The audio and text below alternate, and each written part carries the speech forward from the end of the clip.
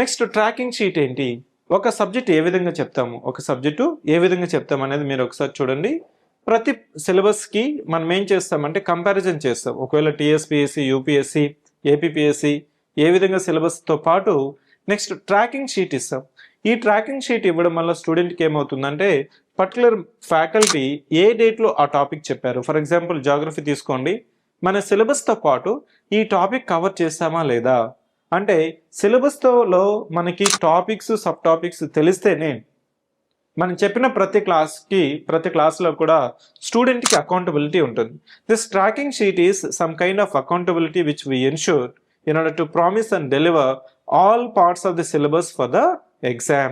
That's the reason that for all the subjects we give the tracking sheet like this. ఈ tracking షీట్లో డీటెయిల్గా మనకి topic sub topics mention చేస్తాము.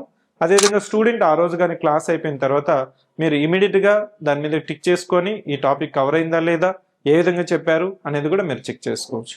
So this is all about the TSPSC as well as APPSC group 1 PCM classes program డీటెయిల్గా మనకి ప్రోగ్రాంలో ఏమేమి ఉంటాయి, ఏమి ఇంక్లూడ్ అవుతాయి, ఏ విధంగా క్లాసెస్ రన్ అవుతాయి అనేసి మీకు చెప్పాను. ఇప్పుడు అడ్మిషన్స్ జరుగుతున్నాయి. ఎవరైతే ఇంట్రెస్టెడ్ ఉన్నారో జాయిన్ అవ్వాలనుకుంటున్నారో so try to get the details and once you are aware and take in the decision you can enrol for the programme. I wish all the best.